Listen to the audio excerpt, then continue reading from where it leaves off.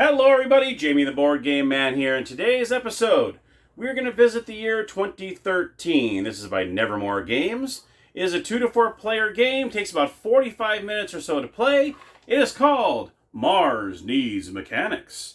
Now in this game, this is a player-driven economic game. And what the object of the game is, you're trying to buy these objects and of course turn around and try to sell them at a profit. If you're the one that made the most cogs in this game, which is the currency in this game, you win. So let's head on over to the gamer's table, where I'm going to show you how to play Mars Needs Mechanics.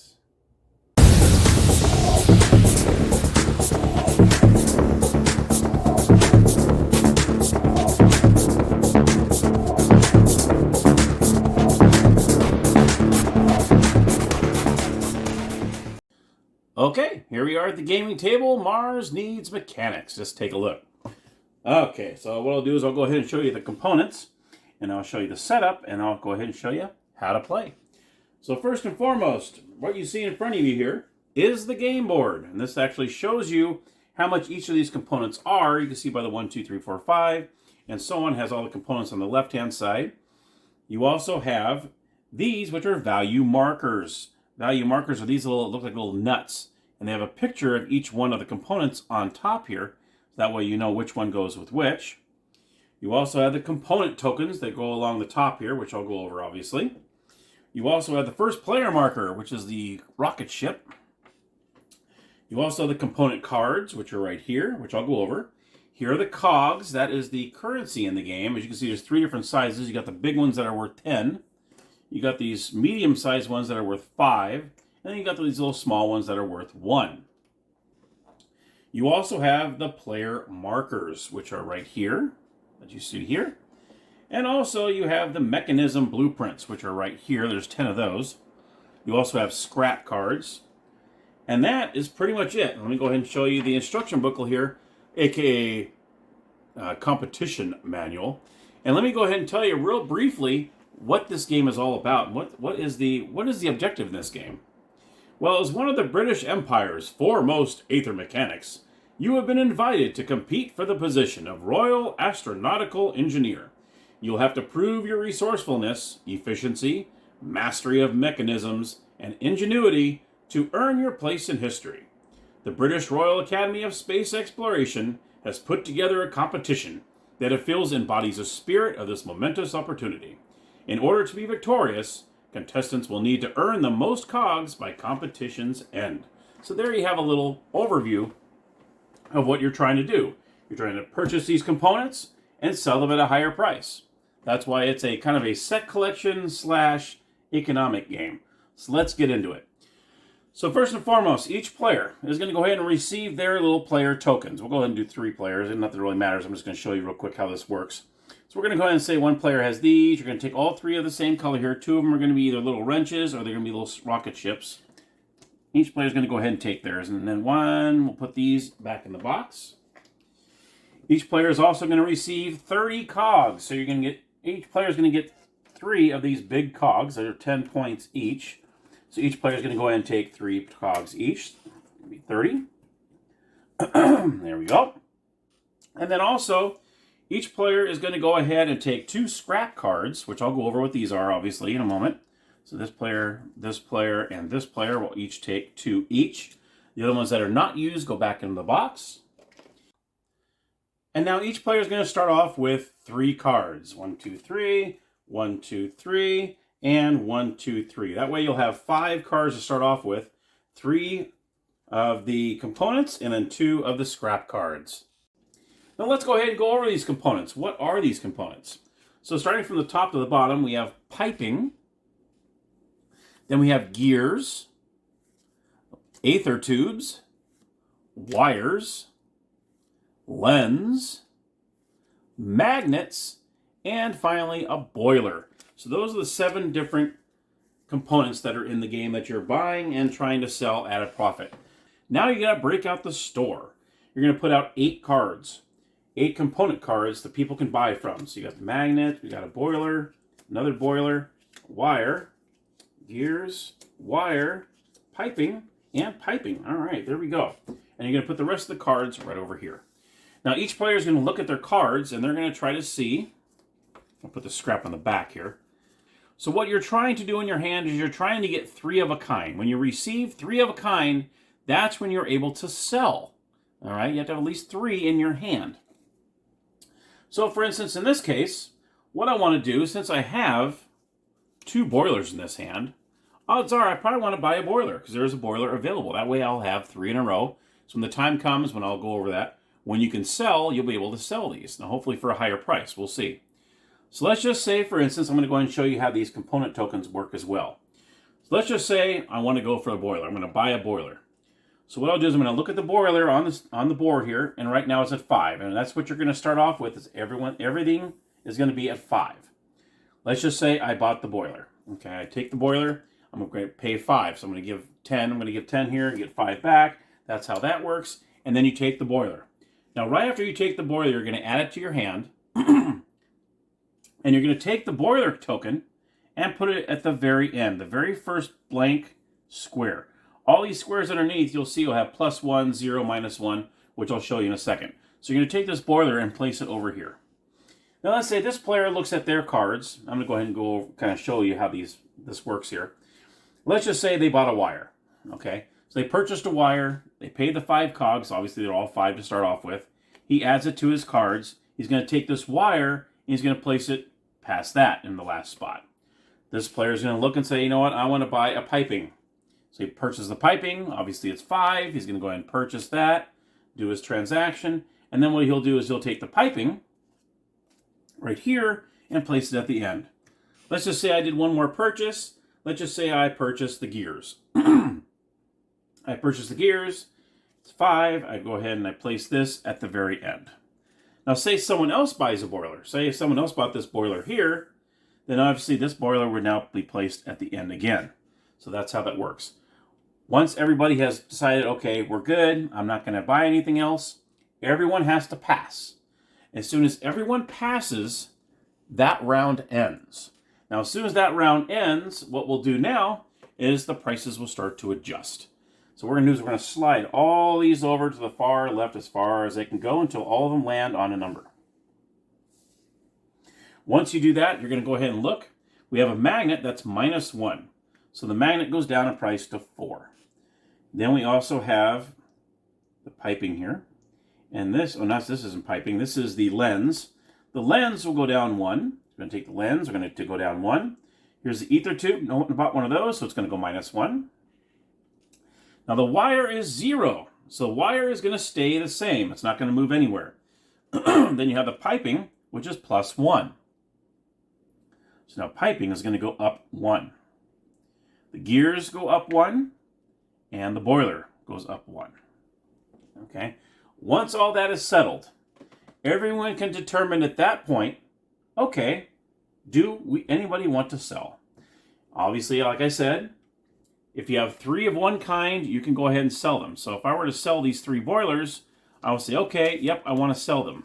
What I would do is I would put these aside here. I would say I'm selling 3 boilers. I would look and see they're worth 6 each. So I would get 18 cogs for this. I put this face down off to the side. I get my 18 cogs and I'm good to go. Now let's just say I only had, like for instance in this case, let's just say I had only 2 boilers. And I really want to sell the boilers. They're high price right now. All I have is 2. And there hasn't been any boilers for sale. How can I do that? Well, that's when the scrap comes into play. Remember at the very beginning of the game, you had 2 of these scrap.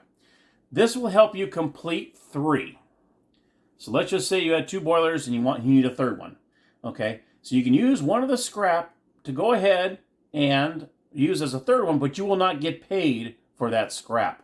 You'll get paid for these 2 boilers. So in this case, if it was 6, you get paid 12, not 18, because one of these is a scrap. The scrap only allows you to try to complete the 3 if you need it.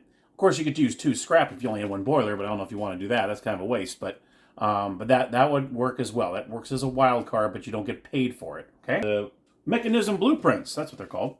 These here are 4 that we lay down at the very beginning of the game. Now these, we have 10 different ones here that you can choose from, and so that's a good replayability. Is you have 10 different one of these. The 4 that they recommend you start off with at the very beginning of the game, it's your very first time playing, are the X-ray goggles, the difference machine, the rocket booster, and the Aether drive. You also have 6 others in here. You put these back in the box. You'll only use 4 of these per game. Now these will sometimes help you in the game. How you do this is it gives you 2 components on the very bottom, what it would temporarily cost you to build this machine in order for you to use it. Let's go ahead and show you one of these. This is, let's see here, let's go with, like this one, is the Aether drive. Let's say I wanted to get this Aether drive. What I would need to do is I would have to purchase, or actually temporarily use, a magnet and an Aether tube in order to do that. Now say I wanted to use this power. If I had, let's see, I had a magnet and an Aether tube in my hand. Let's see what I have here. I have a magnet and I have an Aether tube. So that's why I will take these 2 out, because that's what this costs to do. I will stick this face up in front of me, temporarily. You don't lose them, you just put them in front of you. Then you would take your little marker, your little rocket ship marker here, and place it on that card. You do not take the card if you temporarily build that machine, because other players can use that as well. Say this player decided they want to do it. They can do that as well.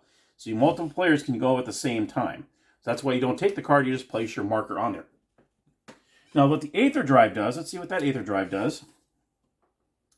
It says name a component type, and all players must pay 1 additional cog for that component type. So maybe you think, you know that player is going to need that wire next time. What you can do is you can go ahead and build that. You're going to place your marker here. And since this is +1, this is when you use your little +1 marker that you have in front of you. And you announce what component and say, I'm going to say wire. You're going to place it right on top of there.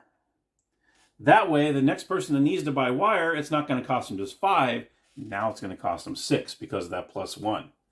Now, if you ever need these 2 parts here, say you need one of these parts to sell them, all you have to do is just remove that token and take your 2 parts back, and they go back in your hand. Like I said, you temporarily use them. You never actually lose them. You actually temporarily lose them for a while until you deconstruct that and put it back into your pile. And that's how you can use on any one of these.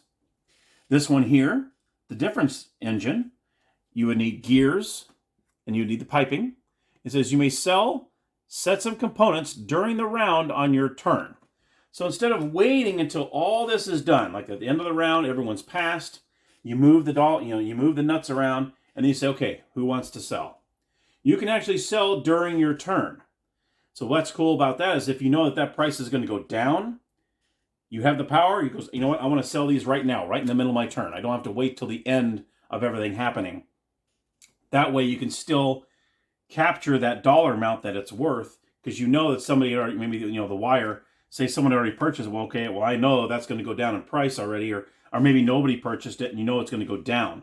So what the thing is, you want to go, oh, I better sell that right now. So if you have that power, you can actually sell it during your turn instead of waiting until it adjusts. So that's what's cool about that one. You also have this one here, the rocket booster. This costs you a boiler and a piece of scrap, and it says receive 1 extra cog for each set you sell. So just like I showed you earlier, say I had those 3 boilers I sold, okay, I would get the, let's see, the boilers are here, so say I would get the 18, plus I would get 1 more, 1 extra cog, just because I have the rocket booster set up. And if I had my token on there, that means instead of 18, I would get 19. That's pretty much all the rocket booster does.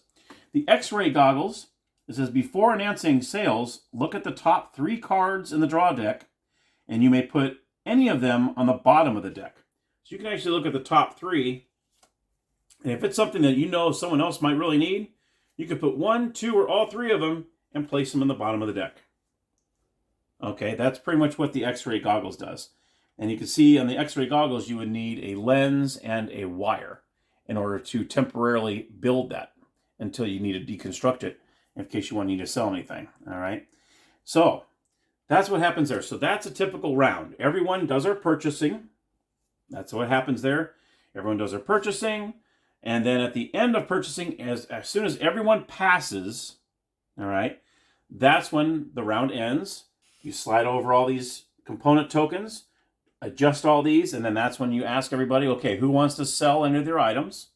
And if nobody wants to sell, you're good to go. Then what happens, the rocket ship will go over to the next player. I'll turn into the first player. Then you're going to replenish the store back to 8. like so. Just like that. All right. And then you're good to go. You keep all the cards that are in your hand, and you continue on. Okay. There's two ways that trigger the end of the game. First of all is if it's 2 rounds back to back where everyone is passed, which is very rare and probably will not happen. But if you have back-to-back rounds where, there's purchases done, everyone passed, and all of a sudden everyone passed again, that will trigger the game, or when all these cards are gone. So let's just say you were down to a couple cards left, and we had, 4 left, and you only had maybe 3 left. You couldn't complete the 8. You would just go ahead and put the rest out there. You do one final round, and as soon as that round is done, then the game is over. You count all your cogs, and whoever has the most cogs wins the game. Now, if there's a tie, whoever has the most cards in their hand breaks the tiebreaker. And that, my friends, is Mars Needs Mechanics. So let's head on over to the game room, and I'll give you my final thoughts. All right, so my final thoughts on Mars Needs Mechanics. I do like this game. It is fun. It is pretty light when it comes to economics. So if you're a new player, like myself, because I don't really play heavy stuff, but if you're a player that you're just starting to get involved with, learning how to do the set collection, learning how the economic thing works, I think it's a great game. Now, if you're a heavy player, you might think this is a little too soft for you. But overall, I enjoy the game. I like the cogs as the currency. That's pretty cool with the little gear-looking things. That's a great idea. The rocket ship is the first player marker. That's pretty cool to see, too. And it's just all timing. It's really timing in this game when you want to purchase this stuff and then you want to sell them. I like that you have the scrap, which you can use as, maybe kind of as an emergency backup, just in case you see one, you only have 2 of one item and you haven't seen that item show up in the store. And you're like, when am I going to need that other 3rd gear? I need that 3rd gear because you can grab that scrap and at least get paid 2 of those gears instead of the 3 you normally have. But at least you make some cogs that way, because what it comes down to is whoever has the most cogs at the end of the game wins. So I want to give it a thumbs up. I definitely want to give it a thumbs up just because I think it's a pretty cool little game. It's unique. I like it. And it's for the lighter crowd like myself. And it's a fun little game to play. So I definitely recommend it if you can find it. And like I said, it's from 2013, so it's about 9 years old. So it has been around. And that's pretty much it. That is my review of Mars Needs Mechanics. Let me know if you have the game or don't have the game. Let me know. I would love to hear from all of you, as always, down in the comments down below. And until next time, everybody, thank you so much for watching, and happy gaming.